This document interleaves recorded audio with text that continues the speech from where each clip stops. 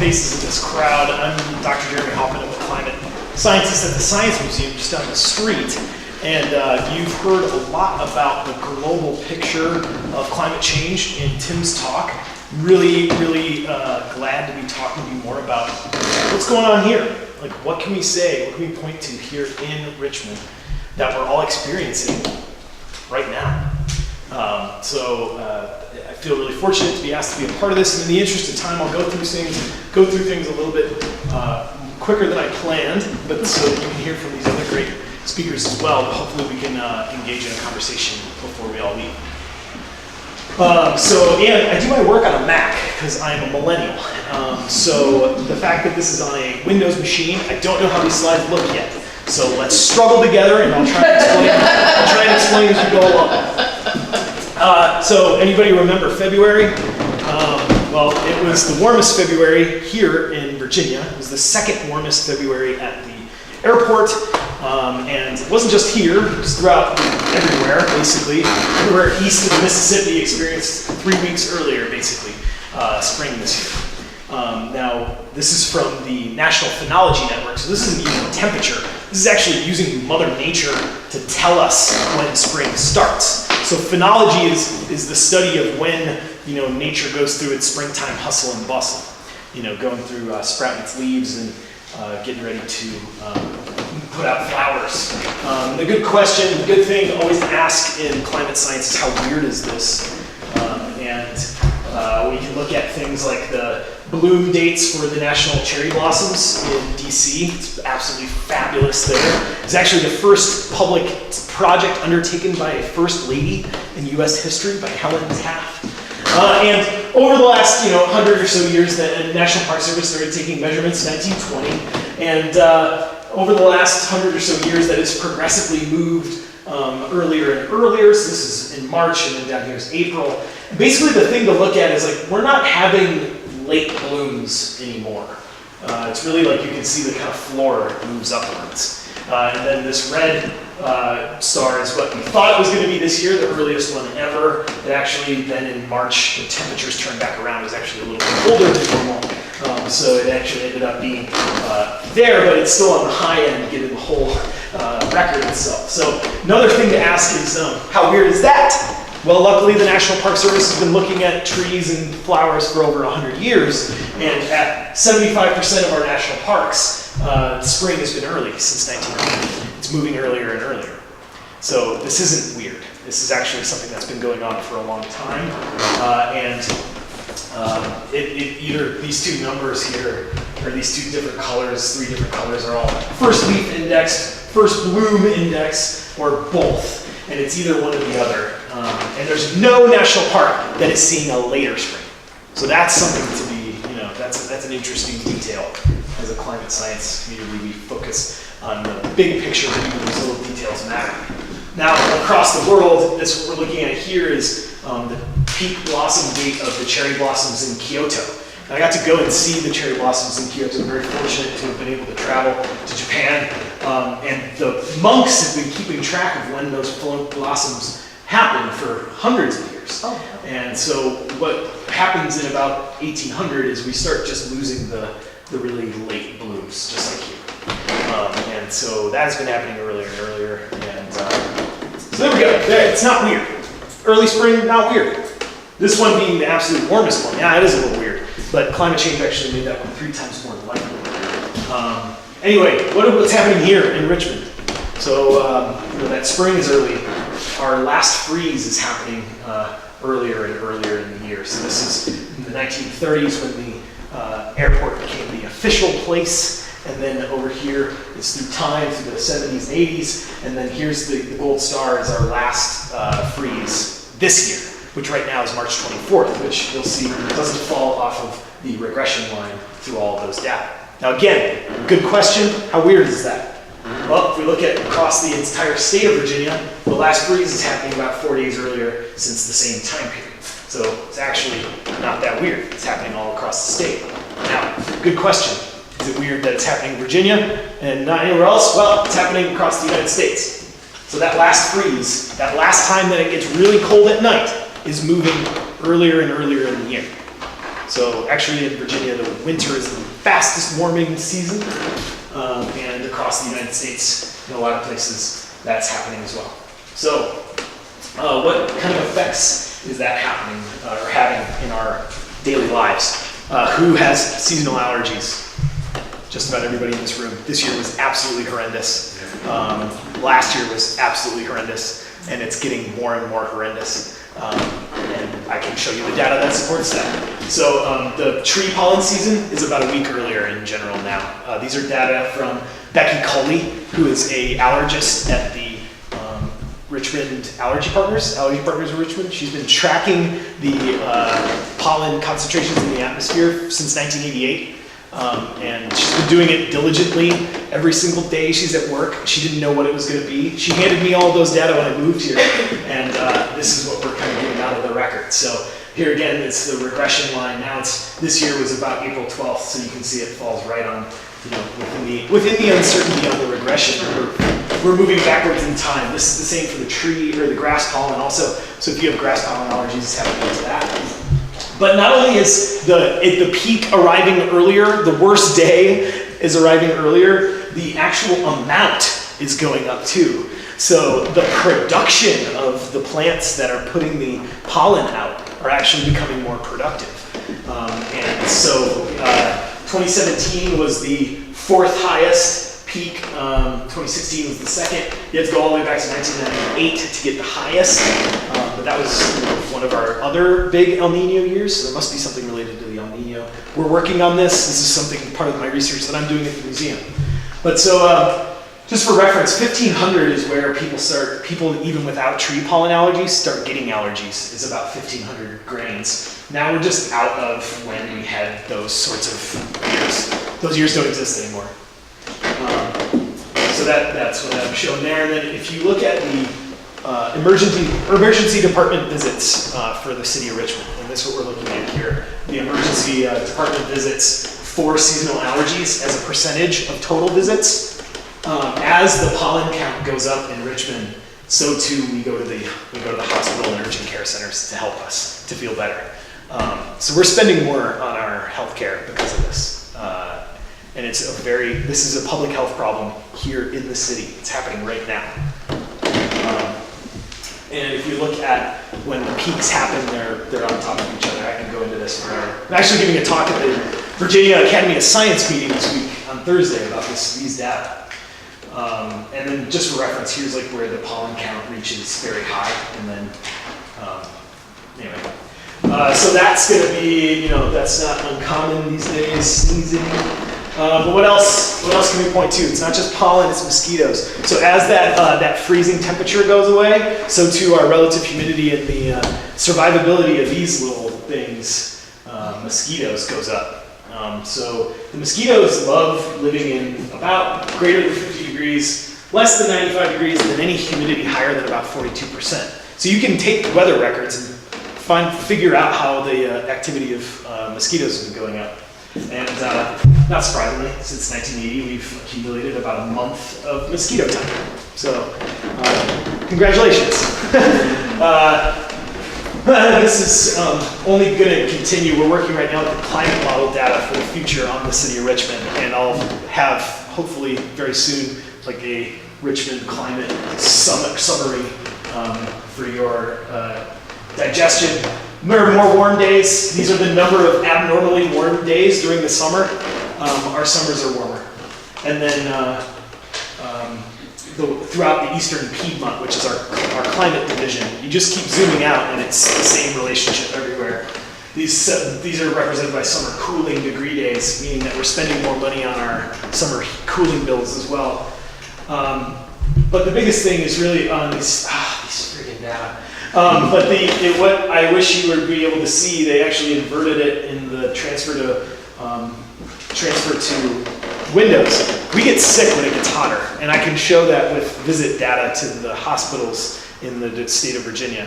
And so as the summers are getting warmer, more of us are going to get sick. And as long as there is environmental inequality in our cities in Virginia, people who don't have any role to play in this are going to continue to get sick. It's not going to be us that are getting sick. I feel like a lot of people here have cooling systems in their homes. It's parts of this community that do not have that who are the most susceptible to this. So if we want to talk about like solutions, we can certainly tax carbon, but I think here in the city we need to be preparing our communities for this sort of a problem. So yeah, do you want to What say do you mean by something? sick? Like Sick, we go... colds, flus, or... No, heat-related illness, so heat Stroke. exhaustion and heat stroke.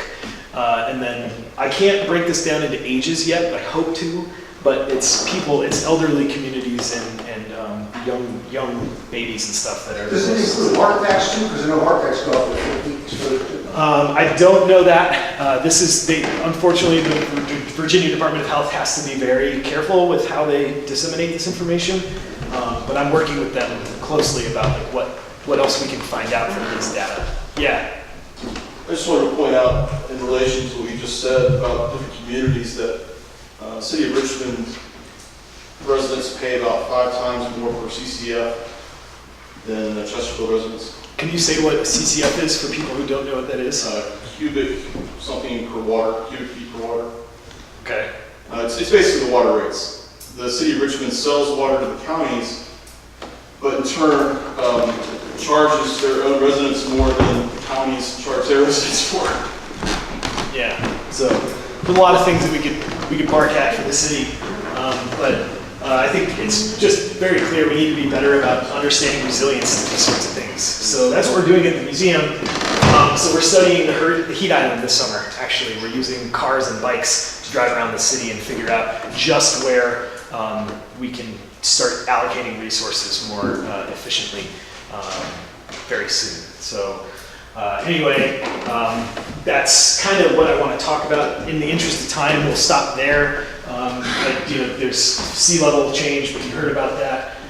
So for now, I'm happy to pass on to my other colleagues here. I'm Jeremy Hoffman. It's very nice to meet all of you, and I'll look forward to talking to you in just a little bit.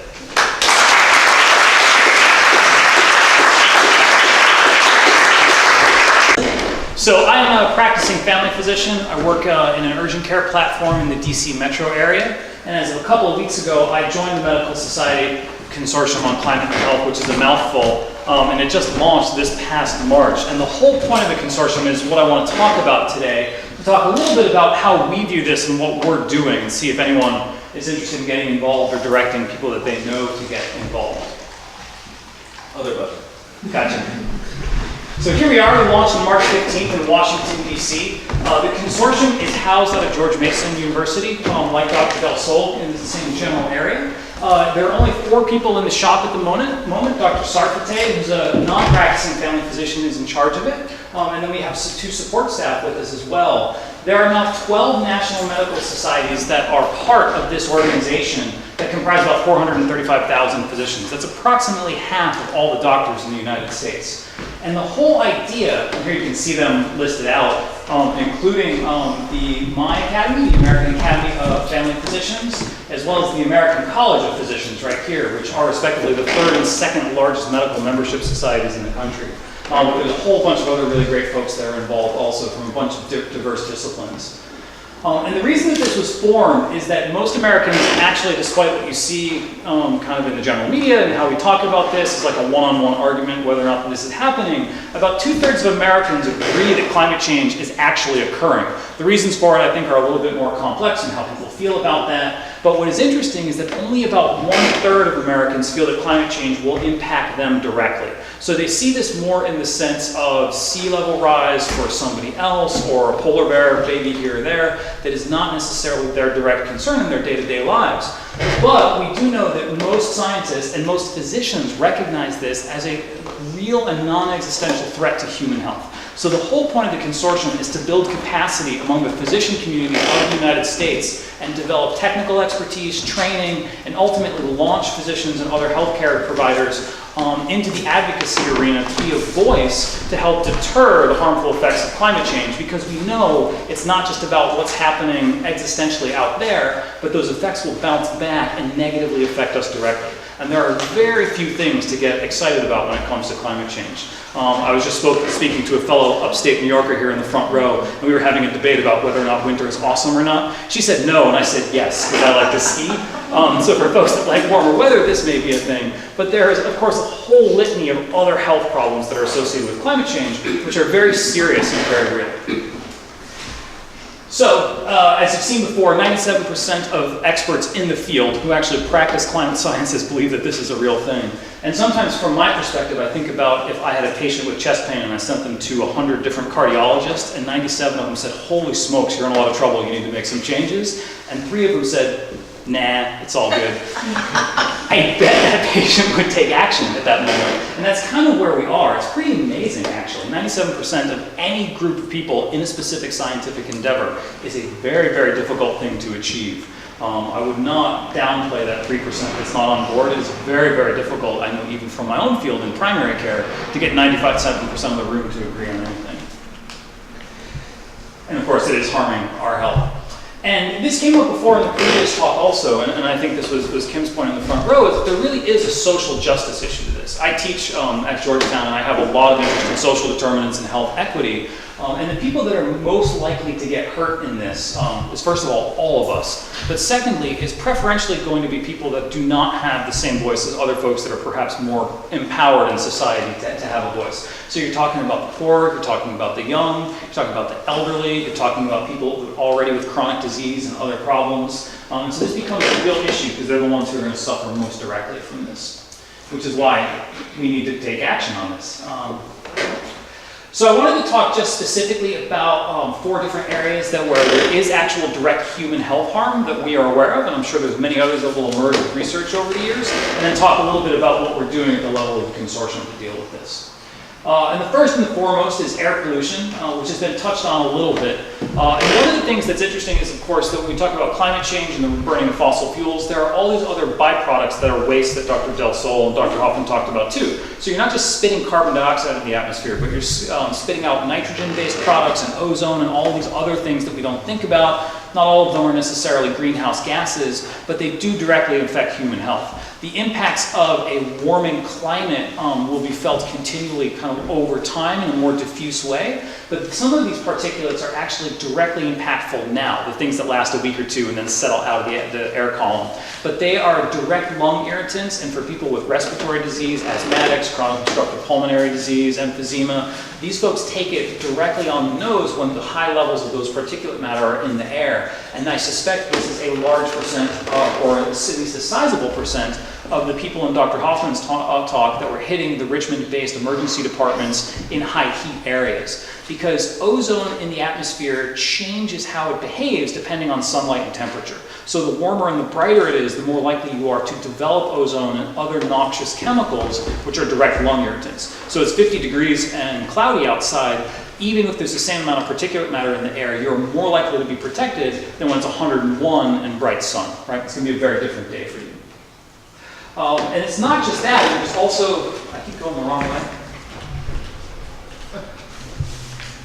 Slides are out. I think they repeated. Let's see if we can. Yeah, there we go.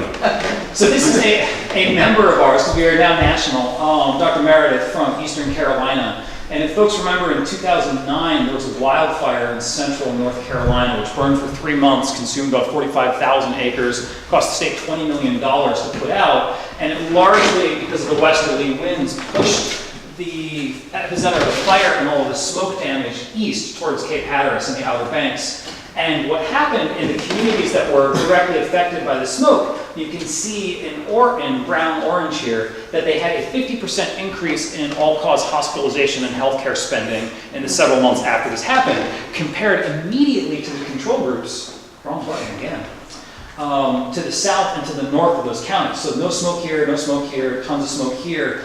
50% increase in illness and spending, which is really, really quite amazing. The other thing that we really worry about is, of course, extreme weather, which has come up in the other talks also. And this is particularly dangerous for, again, the young, because little kids dehydrate more easily than adults, as well as the elderly or folks who are poorer or of less economic means, because they're less likely to have air conditioning and controlled climate situations that they can enjoy and be protected in a high heat event. So you're talking, again, about heat stroke and these sorts of things, as well as actual concerns about, which are listed here, about home destruction, floods, potholes actually increase, and so there's driving safety issues. There's all these downstream effects that are very interesting from just having really hot days. And this speaks to Dr. Del Sol's point about heavy precipitation, which of course causes roads to wash out and mudslides and all sorts of things. I believe floods are still the #1 cause of human death of all natural disasters we have in the United States. So we're not talking earthquakes, we're not talking tornadoes, as terrifying as those things are. Flooding events still consume more human lives every year in the United States than anything else. So an increase in the amount of aggressive participation is only going to exacerbate the problem. As happened just last year in Louisiana. So another one of our physician members, Claude Tellis from Baton Rouge, spoke to us recently in an event where 13 people died and the Coast Guard had to rescue 30,000 people for once-in-a-century flooding in Baton Rouge, which was really quite amazing. The worst storm in U.S. history since, other than Hurricane Sandy. Or my wife actually had an aunt and uncle that lost a house as a result of some of the damage that struck close to home. This is not a true person or even a true story, so it probably shouldn't be brought up at a scientific meeting, but I'm a big fan of The Onion, just for kind of sanity's sake. And they did have a fake 10-year-old at one point after Superstorm Sandy quoted saying, "I'm only 10. Should I have lived through this many storms of the century at this point?" We've had a couple in the last few years. It strikes close to home, even though it's fake, because it's not totally fake.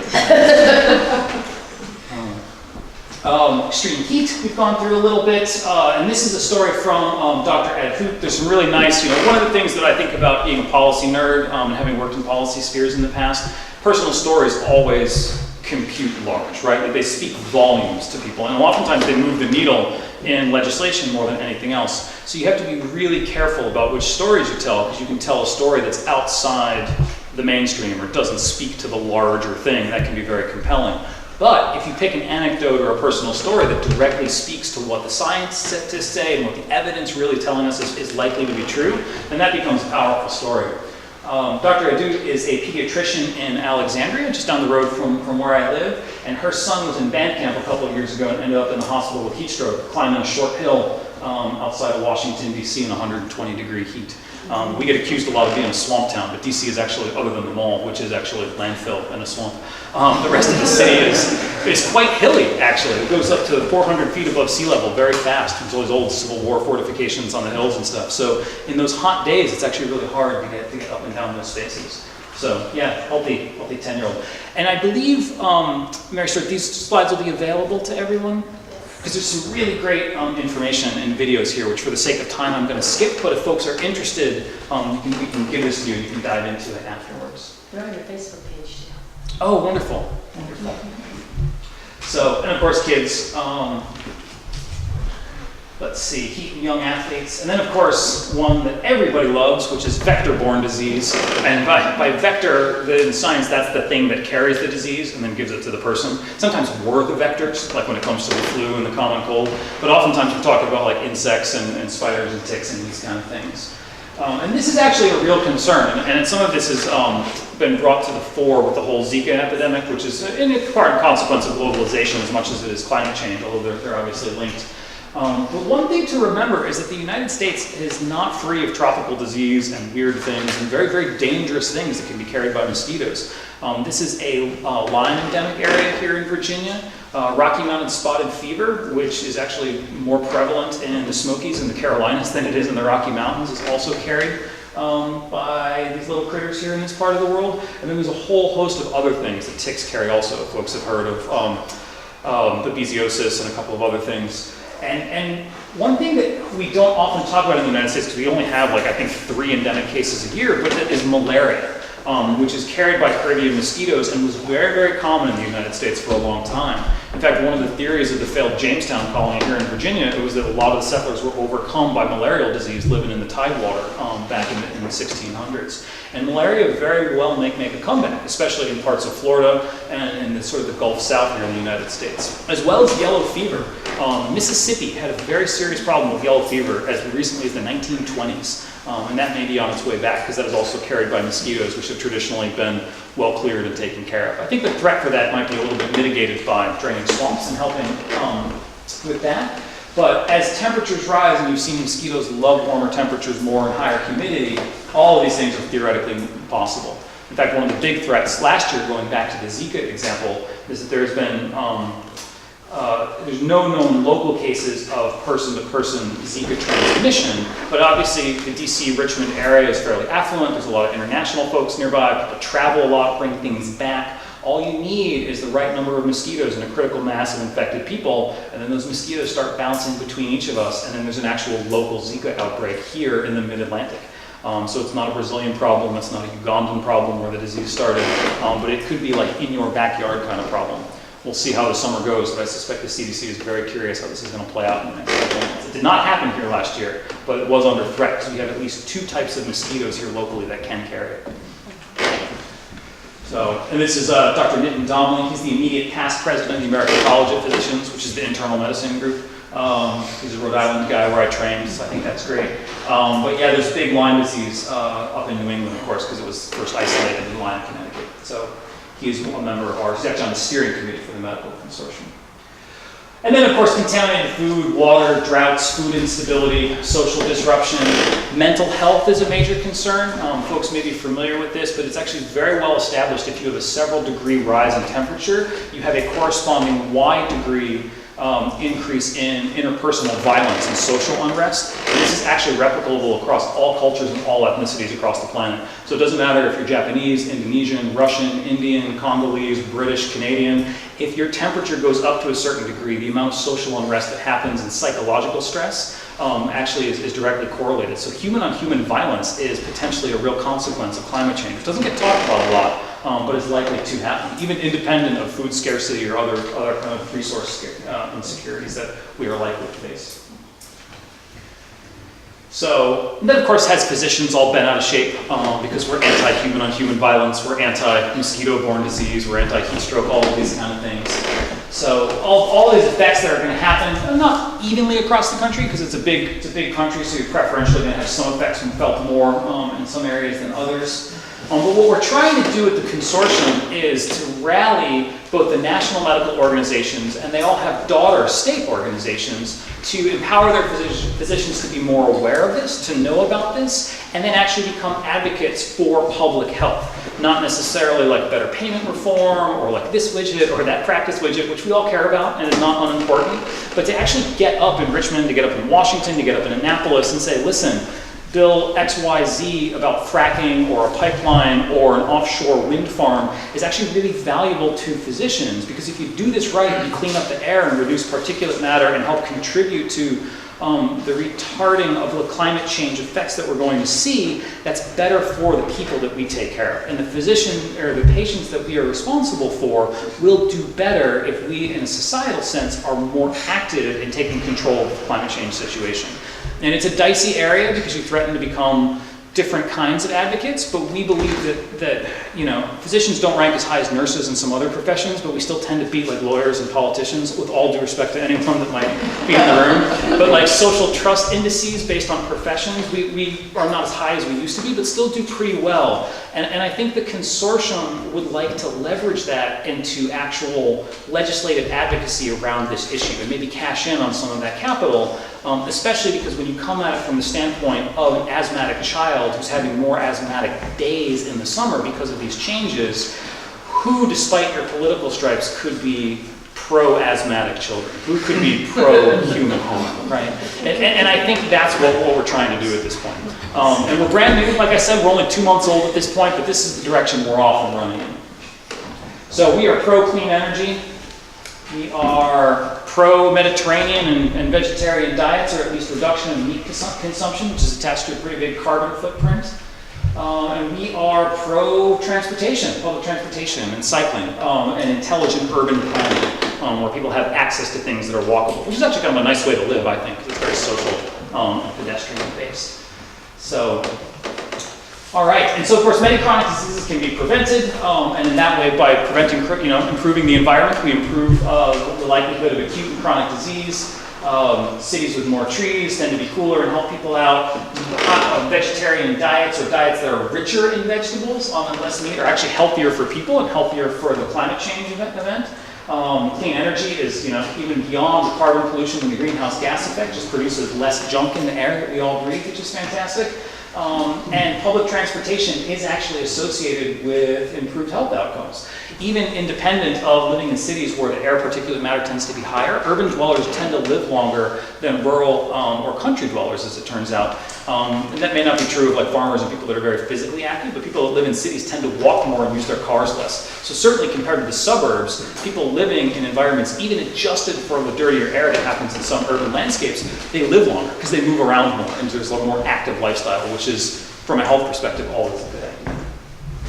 So that's what we're working on. There's a lot more to get into, but I want to make sure the last speaker has enough time and that we have some time for Q&A also. So thanks very much for your attention.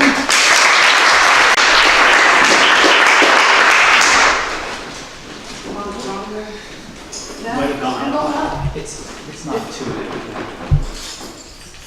Presentation was not as intense as the guys before me. It's just basically my perspective of what it's like being a graduate student in today's society right now. I guess, I wish I had my slide, but I guess one of the pros of being a graduate student right now would be it's a very small, I guess, interaction. You don't see very many students signing up for climate change majors or even environmental science programs and such.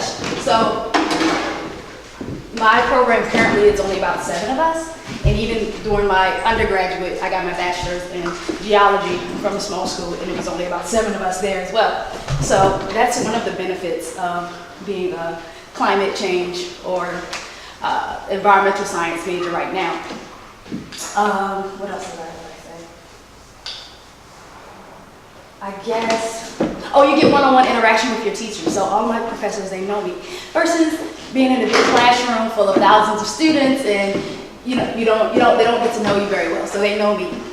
I guess one of the negatives about being a major would be, or student would be, again, not very many students being involved. And it's very discouraging because I would love to have a classroom full of students who are as passionate about climate change as I am and want to make a difference. So that's one of the things that I do. I like to advocate and try to get as many people involved as possible within the climate change spectrum.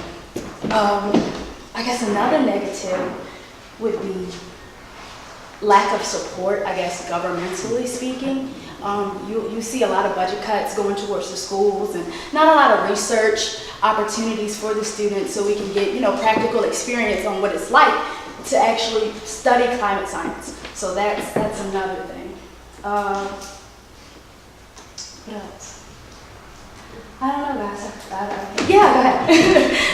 Okay, well, when you talk to other students about your study, are they interested in what you're doing, and what do they say? How concerned are they?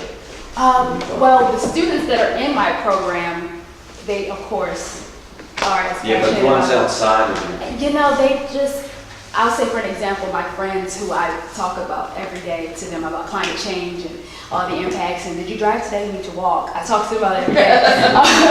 So they don't. I will say, one of my friends, she said, I don't care about it. The only reason why I care is because of you. So me advocating and putting that seed in their head, I would say that's made a major, not major, but it's impacting them in some sort of way. So I haven't really interacted with a lot of people in that aspect, but I would say my personal experiences, I'm the reason why more people are in my life interested in it. So yeah, a lot of people, they don't care. Yeah. Do you find with millennials or with people in your age group that they believe more in this climate science of climatology, or are they as easy to reject it as older people are? I personally think it's easy to reject as well. Really? Simply because of the way the media portrays it.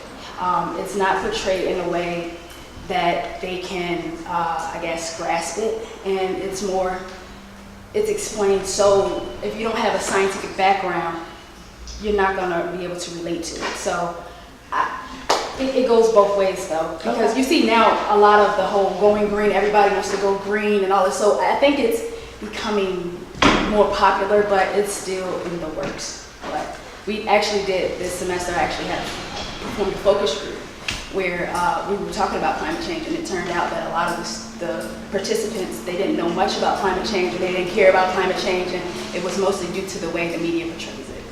Wow. So we had to figure that out. That's disheartening. Yeah, it is. Yes, ma'am. How do you think the media could portray the message in a more useful way, especially targeting younger viewers? Like I said, I think making it so it's easier to understand, making it more personable, like how the previous speakers made it hit close to home. I think that'll be a better way, because with climate change, a lot of individuals, it's more of I don't see it happening to me, so I'm not being impacted by it. So if you can pinpoint it to where they can see it impacting them and how it'll happen later on, then I think that'll be a better way to help them, if that makes sense. I feel like I just went on. But one more question. Yeah. And then we'll get everybody up there for questions. yes. I didn't, if I missed this, sorry. I didn't hear what your degree, or if you're finished, you're still working? Yes, I'm pursuing my master's in climate change at NC State. At NC State? Yes. Excellent. So my question would be, have there been cross-disciplinary opportunities for you, and secondarily, with even the way we can video conference now, other universities where, say, Appalachian State, places that have large departments across multiple disciplines studying the same issues? Well, my department personally, no. I have not had that opportunity. I can't speak for other departments, because my climate change is different from the environmental department or the natural resources. So they may have had that, but my program is fairly new and it's very small. So I have not had that interaction. So. And as just a corollary, I studied architecture and real estate development and other things. 20 years ago, Wisconsin, after UVA undergrad, they had only 5 people interested in these kinds of subjects, and now an entire department devoted to it. That's great. That's great. I will say, I also, my geology, my school that had geology, that department's gone altogether. Geology? Yeah, they got rid of that department. They got rid of Elizabeth City State in North Carolina, very small school, but it was the only HBCU that had geology, and now it's gone. Where did those professors go? One of my professors, he went to, I think, Purdue, and then the other one just retired. They also got rid of a lot of like chemistry teachers and all that stuff too. So that's another, I guess, another negative about being a current student now. You see a lot of budget cuts and all of that, people leaving their departments. So I guess. So VCU, which we're right in the middle of, has a big sustainability program and something called Green Unity, which is action for improving greenness of the university.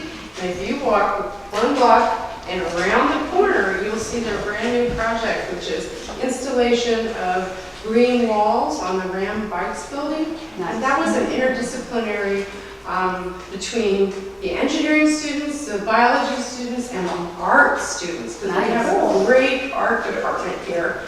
And I actually was lucky enough to be part of that class because I have a big green wall in my house, which is not very far from the university. So lots going on here, and you can interact with them. I know that, and that, I think that was on my slide as well. As far as getting institutions to become more green, I know NC State, as of fall 2016, I can't think of the company name, but they are working on becoming 100% renewable energy by 2030. So I think a lot of schools and institutions especially in these, with the same interdisciplinary programs, we all need to work together, especially what's going on currently with our administration. So that was great, especially with the art department. That's great. It was one of the most fun things I've ever done. It was just great. Yeah, that's very nice. Well, for the sake of time, I'd like to bring everybody up to safeguard and support the scientific community. And just feel free to jump in with y'all's insight there. Sure. Well, I would say the first thing would be for the public to, I guess, acknowledge the scope and the depth of the issue. I think that would be one of the first things. Figuring out how the public can build a supporting and understanding relationship with the scientific community, and also, I guess, volunteering or donating to organizations in areas that you feel strongly about. I think that would be a start. Excellent. So. My 2 cents is call your representative. I've called, Donald McKeechin is a fantastic advocate for earth science, environmental equity. Tell him he's doing a great job. Yeah. Even though I agree with him, I went up to, I didn't have a chance to go to his town hall the other night, but I got to meet him personally. I told him he's doing a great job, not only for, for me personally, but for science in general. But no, that's the number one thing about advocacy, and I'm sure you've done advocacy before, like good doctor said, it is about making that connection. To call and say, hey, I want you to fund NOAA. Thank you. That's how you can defend science, is to call the people on the appropriations committee in any house of government you can think of and say the budget needs to reflect a strong scientific community. There you go. You did a great job by saying those words. So that's my 2 cents. It doesn't matter what science you want to support. I like NOAA does weather forecasting, so it's something that NOAA is a safe thing to say, but a national science, federally funded science needs to remain federally funded is a great way to say it. So that's my leading foot. Vote early, vote often. I'm not from Chicago, but I love that.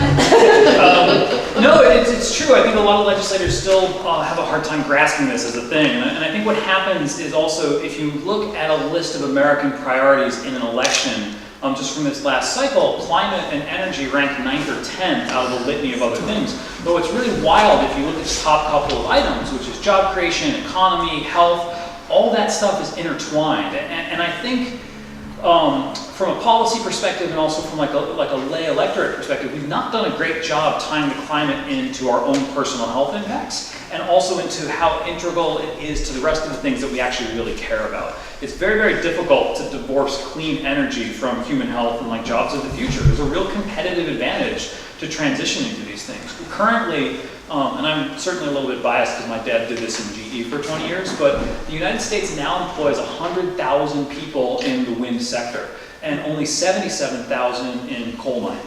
And I know that's a very sensitive topic, especially in a coal state like Virginia, but coal jobs are disappearing for a lot of different reasons, but also because of like market forces, right? They're shrinking because coal is just more expensive than other things. But now there are just sections of the renewable sector that are larger than the entire US coal industry. And I think if you are going to advocate and go up to Richmond or DC, which I absolutely think is a great idea, making the case about how integrated the climate piece is and the clean energy piece is to all these other things that politicians care about. So either side of the political aisle, if you can link this back to human health, and if you can link this back to job creation with real data, and that data is there, we can absolutely give it to you if you like, then that makes a really powerful case. And just to follow up with that, there was this really interesting study that came out in 2016 from Oregon State that showed, using economic models, that you could take all of the remaining coal jobs in the United States and retrain them using the income from the coal companies to then train them to be part of the solar sector. And the solar sector, with its growth tripling over the last couple of years, can absorb all of those people, and the only, and they all see a raise, actually. So it's like, if you want data that says like this sector is just like, it can be replaced, and it's a healthier job, it's better for the kids, it's better for their local community. I mean, it really is, I think that's like one of the things. It is a sensitive topic here in Virginia for sure, but when you start saying, it's like, hey, you don't, your kids, you don't have to die when you're 50 anymore. I mean, it's a pretty valuable thing to hear, I think, sometimes. So I can give you kind of an anecdote about advocacy, because the Trump administration last month proposed deep cuts in a lot of scientific programs, with EPA topping the list. But he was also, or this administration was proposing cuts to NOAA, and a lot of my funding comes from NOAA. And I was informed as those cuts were actually going to occur, then my funding would, the funding that I've already been sort of promised. In other words, in science, you write a grant, it goes into competition, and then the government agency decides, oh, we'll fund you for 3 years, and then they pay you every year. I was informed that those other years I was counting on would not be paid if those cuts actually went through. So Congress, surprisingly, went against Trump and actually increased science funding. So I think this is a case where Trump gave Congress their opportunity to cut the government, and they didn't do it. And I think it's largely because of the advocacy that went behind it, that we should not cut science. So I hope, or at least that's my narrative that I use for myself to see. So what impacts of the administration's executive order on climate do you expect to impact our state and y'all's work? So you just touched on that. Anyone else? So we, as part of my job as Director of State Programs, we're still trying to field this out. I'm not building out all 50 states at once because I'm just one person and it's a part-time gig. But Virginia is high on our list. What we've kind of done is we've thought about states that are highly populated, but have a very purple legislature. There's also a very mixed carbon energy portfolio. So like in California, which is really big and it's off to the races with this stuff, our value added is going to be less impactful, and then some very unpopulated, more conservative states, it might be more difficult to gain traction. So a place like Virginia or Ohio are the places where we've started actually thinking about this from the national consortium model and where we can add stuff. I think this is great news, which I did not know from Governor McAuliffe's note today, so that's good. We'd like to take credit for that, but we were not involved. I think the way we think about it is that we actually venture into the public health and the energy sector in terms of advocacy. So we have a group of dedicated Virginia physicians from a lot of different stripes that we have kind of assembled, that when the legislature is in session, we could go forward and talk about things. I know there's a pair of pipelines like on the horizon. Offshore wind farms always come up, which is something we would advocate for. Offshore drilling comes up regularly, which is something we might advocate against. And so there's a lot of things, and I think it depends a little bit on what the legislative docket is, because we don't have the capacity at this point to do our own legislative bill writing, especially at the federal level, but we could certainly, or the state level for that matter, but we could certainly advocate in Richmond with the folks that are part of our team about how we, on specific legislation as it relates to the climate. And I think some of that is actually what we're hoping to kind of work more with the Sierra Club and help stay abreast of these kind of things, so that when something happens or a bill comes up for testimony, another great thing that folks can do to stay involved is we make sure we have a presence there. Someone's sitting at the table announcing that they're a doc who takes care of patients and they are for or against bill X, Y, or Z. And that will all come to bear fruit hopefully over the next couple months or years legislature kicks back up. Did I see a question in the corner? I have a shadow of the street light. Yes. True or false, the biggest local contributor to air pollution and climate change is Dominions coal plant in Chesterfield? Single source, single points. Is it all right if I defer to the climate scientist on that? Well, that's it. I mean, I don't know the numbers. So that's something I don't know, actually. Okay, that's a good question. Very good question. I mean, I can talk about over the last 30 or 40 years, the air quality in Richmond has improved leaps and bounds. If we look at the tropospheric ozone levels that are tracked by the Department of Environmental Quality, and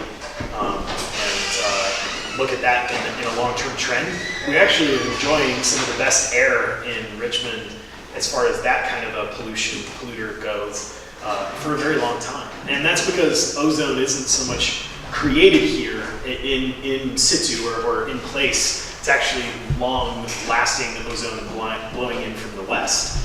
While I don't doubt that it would be, I don't know for sure, and a good thing about science is that you're able to say when you don't know. And I will add that the Sierra Club does produce toxic reports about the air quality and for local cities. I can't remember which year, but I know Hopewell was the #1 toxic city in Virginia due to the Honeywell plant. So I would assume it's contributing, but like you said, I'm not going to say. But as far as the Clean Power Plan goes, I had a lot of stuff to say about the administration, but you have to look at things being this padded level. So here in Richmond, we've had an administration, a city administration that has stepped up to pretty much say, hey, this is an important thing for the city of Richmond. LeVar Stoney and his administration coming forward, supporting a greenhouse gas reduction plan and that includes a climate action plan. That really identifies, I think, to me, a huge leap forward, a positive leap forward for not only public health, but for many other parts of our city. Then we think about it at the state level. So just like I did with my climate data, you look at the city and then you look at the state. And now we have this great legislation put forward, signed into executive order by Governor McAuliffe today.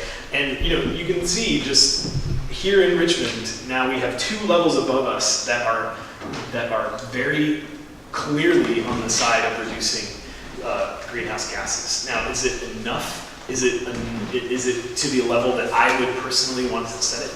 No, but I do support the actions taken by our city and state governments very enthusiastically. Well, I guess I kind of wonder about the Chesterfield County Supervisors. With that said, my last question was actually going to just be, what actions could we ask our senators to take? But I think we've really covered the.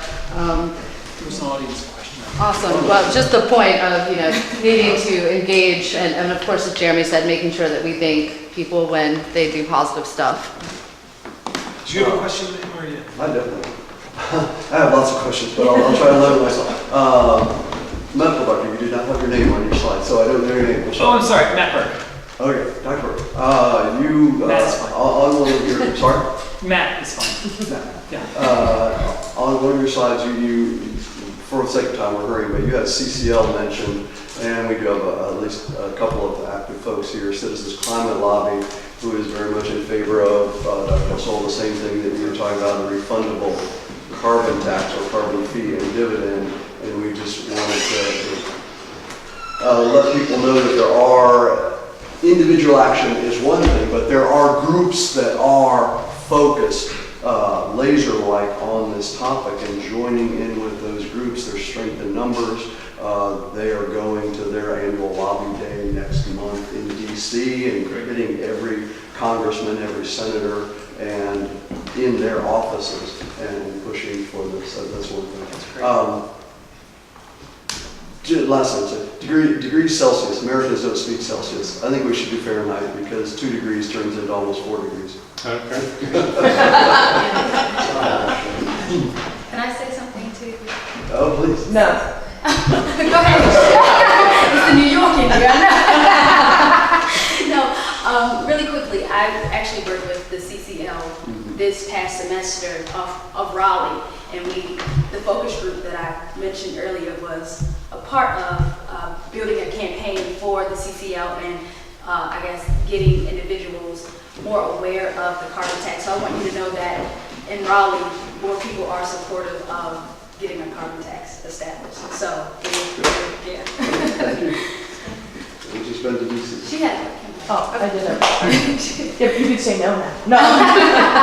Do you guys just in general feel that the sciences are under attack? Do you guys find yourself defending your work to strangers who don't know your necessarily your backgrounds? Do you go around arguing all day? Or what do you feel is like? Me personally, I do not. I'm still learning. Oh. Doctors may have more experience with that, but I don't. I haven't really experienced it. So I think personally, I love engaging with people that are interested in finding things out. I'm also very interested in just scientific skepticism as a whole. So, not only am I really interested in trying to bring public literacy about climate change and climate science up, but there's lots of other things that public literacy versus the scientific, scientific community, that difference on a number of issues is extremely alarming. And I think that it's not just the responsibility of the scientific community to go after that problem. I also think that it is a public thing that people learn better in social situations. And if there's something that you're interested in, whether it be the amount of plastic that arrives on coastlines every single year, there's an article that came out today, 37 million pieces of trash were on an uninhabited island. For 600 years it's been uninhabited. They found 37 million pieces of plastic trash on it. The paper was published just a couple days ago. So, if that's interesting to you, talk about that with your friends. I think it's, I do find the amount of time that the scientific community has been saying GMOs aren't a problem, vaccines don't cause autism, climate change is real. That has been going on for a number of years, and we haven't seen that large of an increase in the broader public literacy. So what can we think about it instead of it being like, what are you guys doing to change it? Think about it as, what are y'all doing to change it? You know what I mean? I think that it's a two-way street, personally.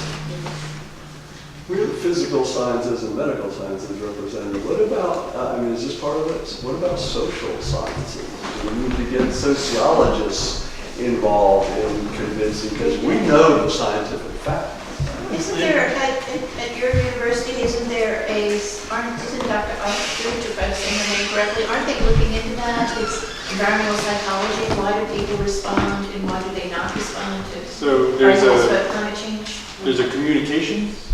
So they study how you communicate and what kind of mistakes you can make. So it's a very fascinating work that they do, because a lot of scientists think they're explaining the science in a way that's conducive to learning, and actually it turns out backfires. So one thing I've learned is, if you're trying to debunk a myth, try not to repeat the myth. Because what happens, and I know this from teaching too, if you come to a part that's, like when I'm teaching, and there's a part that always confuses students, I learned the lesson. You don't want to talk about the part that confuses them, because what happens is if you talk about it, that's the thing they remember when they leave. So the thing about the debunking myth is I learned that try not to repeat the myth, you try to repeat the facts. Because it turns out if you repeat the myth and they leave and you do studies about what they retain, a lot of them retain the myth. So there's a lot of fascinating studies. It's kind of interesting that this climate change, the way it's been politicized and how it's evolved, but now it's actually spawning new sciences in how we communicate, because these were things that we didn't know before. Another thing I'll just mention that I've learned I think is fascinating is something called inoculation theory. I don't know if you've heard of this. So, with inoculations, the way in medical science it works is that if you're being attacked by a virus or some disease, you inoculate it, and then what it is, you're giving a weaker form of that disease, and your body is able to build immunization. The same kind of concept works for debunking myths, is that you give them a weaker form of the myth and explain how it's wrong, and then when they're exposed to the extreme myth, they have the tools to respond. So again, this is all very fascinating, and you're absolutely right, social sciences, there's a lot of aspects that's counterintuitive, I think is the point, is you think everyone thinks like you, and so why doesn't everyone believe it? And it's fascinating to go use these sciences to understand what kind of mistakes we're making and how to improve them. Glenn, did you have a I question? was just going to comment maybe, and all of you can address it, but Matt particularly, since you're in the medical profession, and that is, this is the hum of Altria. And obviously, the tobacco industry spent decades convincing people that tobacco wasn't a problem. Now we have the same problem, and no one really mentioned this, maybe it was in that we actually have a serious misinformation campaign from the fossil fuel industry, about the people in Coco's, who are driving the fact that first it didn't exist, and now they're up to the point where, yeah, maybe it does happen, but there's nothing you can do about it, or it's too expensive. So it's been an evolution of ways to dispute the need to take action on climate change, and obviously billions of dollars literally spent, or at least hundreds of millions spent by the industry to debunk that, and I think that may be why we're in the situation we're in today. So there's a book, I don't know if you've heard of, called Merchants of Doubt. Yep. It's a very good book. Merchants of Doubt, yeah. So the book starts out with the tobacco industry. And the thing about the tobacco industry is we have actual records that the tobacco industry kept in terms of what their plans were to respond to the science that cigarettes are harmful for you. And they developed an entire strategy that was played out for 50 years that worked. That and they have a whole strategy of getting certain scientists to do certain kind of studies that cast doubt. And they discovered that if you create enough doubt, then people get paralyzed and they don't want to take any action. And since it worked, it's very clear that that's what's going to be happening for the rest of your life. Is that any time there is any kind of science that says something is bad for you, you can count on a vested industry if they have enough money to hire the scientists and lawyers and op-ed writers to have this campaign to try to create doubt so that you will be paralyzed. And that's the opposite is funny is like if something's good for you. So like wind farms, that was like, now I kill all the birds. Yeah. And that's like a hilarious way to think of. Right. It's like not only things that are bad for you, but when we find something that's really good for you, such as there are like ways to encourage yields in crops, like certain ways that we do that now. There's like there are groups that introduce the doubt in the opposite way. Right. So it's really a game of doubt injection that is really, really discouraging for people that seek truth. And I want to pick up on that because I mentioned that some of these solutions, there's no strong disagreement. If you ask people, do you support encouraging solar cell technology? Most people, including Republicans, they'll agree that, yeah, that's something we should do. And should we be more efficient? Yeah, we should do that, things like that. I was surprised to discover that this happens a lot. When there was a debate 10 years ago about hurricanes. Is global warming causing the hurricanes to get more intense or not? And there was quite a battle on the scientific side. This is not in the media, it was just in the science. But what happened is that these people got together and decided, let's write a paper, putting together all the information we have and pointing out exactly where we agree and disagree. And what came of it is that although they disagreed on the actual, what this evidence was saying about the trends in hurricanes, they all agreed on the solutions.